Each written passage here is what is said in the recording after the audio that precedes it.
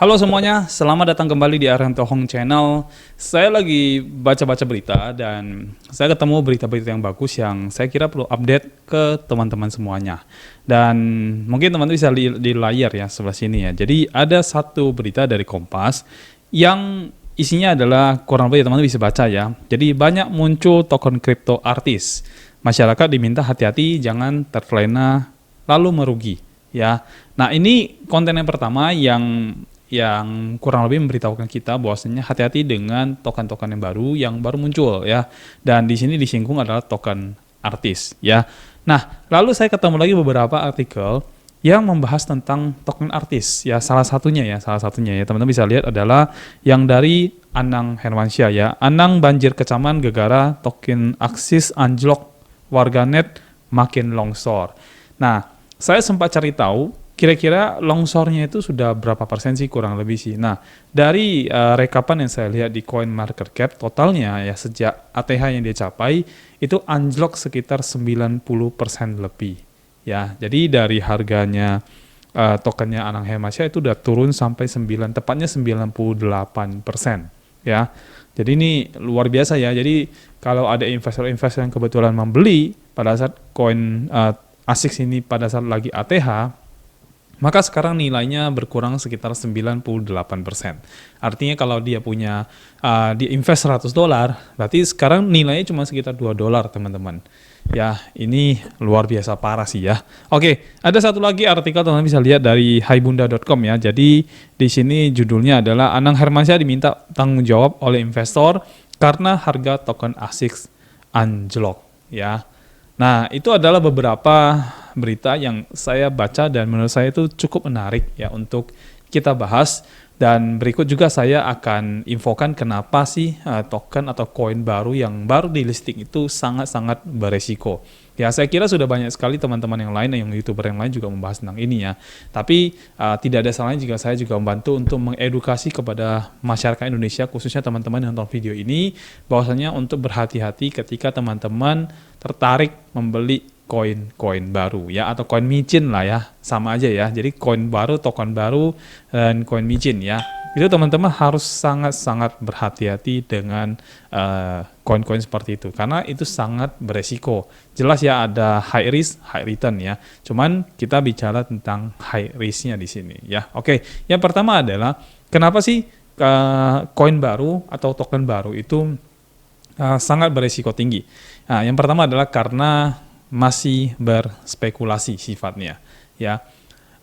Token atau koin ya itu berbeda sekali dengan saham teman-teman ya. Kalau saham ketika teman-teman beli saham, nah itu kan teman-teman beli sebuah perusahaan yang sudah established ya. Jadi saham itu di go public itu ketika perusahaannya sudah punya fundamental yang baik, sudah punya kinerja yang baik, baru sahamnya diperjualbelikan. Nah, kripto nggak begitu teman-teman ya. Kripto mulai diperjualbelikan ketika dia memang listing. Nah, listing itu tidak perlu punya fundamental yang baik. Tidak perlu punya laporan keuangan. Istilahnya kalau koin itu masih jual mimpi ya. Kalau saham itu kan sudah jual kenyataan ya. Jadi udah perform perusahaannya sekian lama dan udah IPO, artinya dia mau IPO aja itu butuh beberapa persyaratan. Jadi tidak gampang untuk IPO. Nah, sedangkan ICO atau Initial Coin Offering, ya itu gampang sekali. Apalagi sekarang itu banyak banget orang bikin koin ya. Saking gampangnya bikin koin, jadi koinnya jadi terlalu banyak. Dan banyak orang melakukan ICO gitu ya. Nah, dengan mereka melakukan seperti itu, sebenarnya teman-teman itu berspekulasi ketika investasi di sana. Investasi, holding ya, atau trading sekalipun itu sebenarnya sangat-sangat berisiko. Kenapa? Kasusnya bisa seperti yang token ASIC ini ya. Jadi bisa anjlok sampai dengan 98% ya. Nah, memang sih kalau teman-teman beli koin seperti ini asalkan tidak jual sih nggak masalah ya. Tapi kalau harganya tidak pernah naik itu jadi masalah besar. Ya, siapa sih yang tahan secara emosional melihat uangnya yang tadinya dari $100 sekarang tinggal cuma $2 ya, karena harganya anjlok parah. Ya, jadi yang pertama itu adalah karena token atau koin baru itu yang baru listing itu sangat berspekulasi. Ya, ibaratnya gini teman-teman, kalau misalkan beli token atau koin yang baru listing itu, maka itu tidak ada bedanya dengan saya bilang itu gambling, teman-teman. Ya, sebenarnya teman-teman lagi berjudi ya. Jadi judinya adalah kalau dia tidak naik, kalah ya sudah, uang hilang. Ya, kalau dia menang, oke, naik berkali-kali lipat. Ya, jadi konsepnya itu adalah gambling. Karena apa? Karena koin baru yang baru listing itu tidak punya fundamental yang baik. Yang mereka jual itu cuma white paper ya, atau proposal lah yang dikasih ke calon-calon investor dengan menggunakan si artis ya atau public figure dan sebagainya sebagai daya tariknya ya. Nah, terus kalau kita bicara proyek dan sebagainya, proyek itu masih sifatnya belum jelas ya, karena memang belum terrealisasi ya, belum ada, belum jelas, masih sebatas proposal. Jadi dia cuma bilang, oh nanti kami akan bikin begini, begini, begini, begini, dan begini ya. Jadi masih akan dibikin, belum dibikin. Ya, nah inilah perbedaan antara kripto dengan dunia saham. Ya, kalau dunia saham itu mereka sudah bikin, sudah jalan, sudah jelas. Kalau kripto itu masih belum jelas. Artinya apapun yang ditawarkan itu sifatnya masih belum ada. Jadi lebih ke menjual konsep lah kalau saya bilang kalau kripto. Makanya kenapa banyak orang bilang investasi di kripto itu cukup beresiko ya, karena alasan yang kurang lebih seperti ini ya. Tapi berbeda halnya dengan kripto yang sudah punya fundamental yang baik ya, tapi kita tidak bahas di sini ya. Untuk koin-koin baru ini adalah koin yang masih bersifat spekulasi. Nah, jadi kalau teman-teman udah tahu spekulasi artinya ya teman-teman harus siapin hati lah kalau misalkan mau investing atau holding di koin tersebut ya. Dan saya lihat banyak sekali orang yang melakukan holding atau investing di koin-koin yang masih baru seperti ini, rata-rata di Thinkorswim biasanya ya. Oke, sekarang kita masuk ke poin nomor 2 ya. Kenapa token atau koin baru ini sangat beresiko tinggi? Karena biasanya yang dilakukan oleh mereka adalah cenderung untuk melakukan penghimpunan dana ya. Jadi mereka cenderung untuk mengumpulkan dana untuk menjalankan proyek-proyek yang sudah mereka tulis di proposal ya. Nah, koin itu sebenarnya mirip seperti sebuah usaha ya. Jadi developernya ya pemiliknya ya. Jadi mirip seperti sebuah usaha dan mereka butuh modal besar untuk apa? Untuk membuat tokennya itu atau koinnya itu semakin terkenal. Artinya ada biaya marketing ya. Nah, itu yang baru kelihatan di depan mata ya. Dan di belakangnya itu pasti kan ada developernya, ada bagian-bagian tertentu, desainnya, segala macamnya. Jadi butuh yang seperti itu untuk mendukung supaya si tokennya itu berhasil atau koin berhasil ke depannya.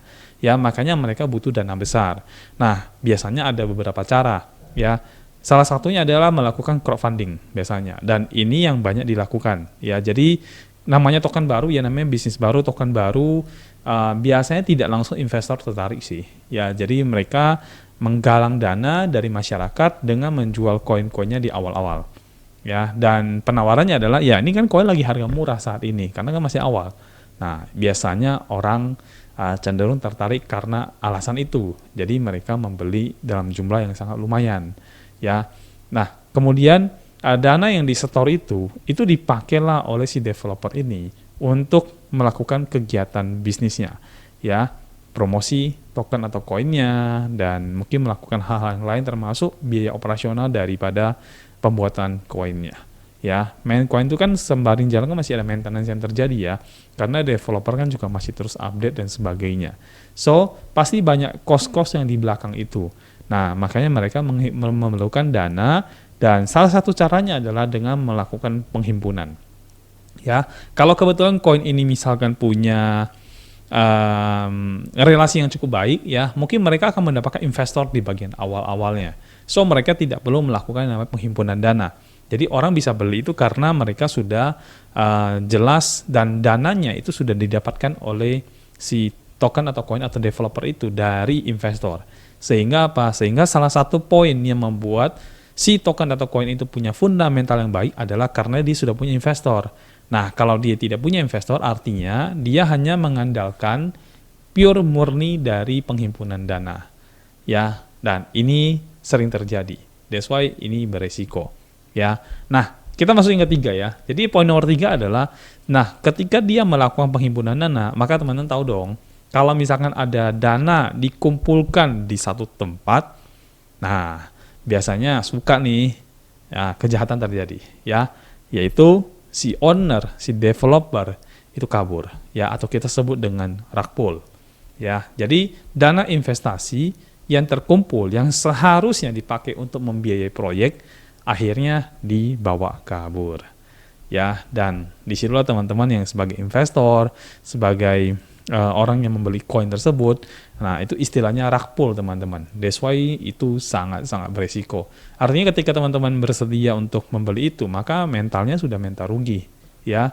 Karena apa ya, namanya uang banyak dikumpulkan di satu tempat, apa di satu rekeningnya si owner, developer, ya kalau mereka tidak gelap mata sih mungkin nggak masalah. Tapi ketika mereka gelap mata, ya mereka akan bawa kabur uang tersebut dengan cara membuat yang namanya candle-nya itu menjadi jatuh dan sebagainya. Jadi ada banyak cara lah ya untuk membuat si koin itu jadi jatuh ya. Dan mereka meninggalkan proyeknya. Jadi proyeknya nggak digarap sama sekali. Jadi apapun yang ditawarkan di proposalnya tidak akan dijalankan lagi karena mereka kabur ya. Itu yang kita sebut dengan rug pull ya. Lalu scam yang berpotensial kemungkinan terjadi juga adalah pump dump scam ya, pump lalu di dump ya. Jadi ketika dia masih baru-baru begitu ya, dia kan melakukan sejumlah marketing, sejumlah apa ya namanya ya, pokoknya kayak menjual lah ya. Dia menjual, dia iklan menjual supaya terkenal. Ketika orang terkenal, orang udah mulai tertarik kan banyak yang beli. Nah ketika pembelian itu mulai banyak, artinya harga tokennya atau harga koinnya mengalami kenaikan harga. Berarti dia ngepump dia. Nah pumpnya itu terjadi bukan karena memang si koin tersebut itu punya punya fundamental yang baik, artinya utilitasnya ada ya. Jadi bukan karena hal itu, tapi pumpnya karena apa? Karena iklan, karena artis, karena ada influencer ya, yang membuat itu akhirnya jadi banyak yang tahu. Yang tadi orang tidak tahu jadi banyak yang tahu ya. Mungkin YouTuber dan sebagainya juga bantu untuk melakukan pumping ya, jadi harganya naik ya. Kemudian ketika harga naik, nah disitulah developer itu merasa bahwasanya wah ini saatnya kita ambil untung. Dan tahu dong kalau misalkan koin yang masih baru-baru dibikin itu biasanya koin yang mayoritas itu dipegang oleh si developer. Nah di situ mereka melakukan sell sebanyak-banyaknya dan terjadilah dump ya. Dump ini yang akhirnya membuat si koin itu tidak bisa lagi naik karena tidak ada yang percaya lagi dengan koin itu. Ya, siapa lagi yang mau membeli koin yang udah jatuh parah? Ya, jadi kemungkinan besar dia pump lagi itu udah sangat-sangat kecil kemungkinan. Dan developernya bisa cuci tangan, ya karena apa? Karena dia akan kasih tahu mungkin ke holdernya, investornya bahwasanya ya itu resiko dari trading atau resiko dari holding atau investing atau resiko dari dunia kripto. Kan kripto itu kan naik dan turun ya. Jadi ya wajar kalau Anda misalkan kena dump, ya memang itu bagian dari dunia kripto ya. Kalau di saham itu kan istilahnya saham gorengan, digoreng oleh orang-orang yang punya banyak uang ya, lalu nanti dijual gitu, akhirnya sahamnya jatuh ya. Kurang lebih mirip lah ya. Jadi pump dump scam yang ada di kripto itu kurang lebih mirip dengan yang ada di saham. Kalau saham kan sebutnya saham gorengan, digoreng supaya naik, lalu nanti dijual banyak sekali, akhirnya jatuh ya. Jadi beresiko karena apa? Karena bisa scam rug pull, bisa scam pump dump scam gitu ya. Jadi pertama jelas ya teman-teman, yang pertama tadi ya spekulasi ya. Yang kedua adalah biasanya cenderung digunakan untuk penghimpunan dana, dan dana itu biasanya dipakai buat pendanaan proyek-proyek yang dia tulis di white paper itu ya, di proposalnya ya, sehingga orang tertarik untuk invest.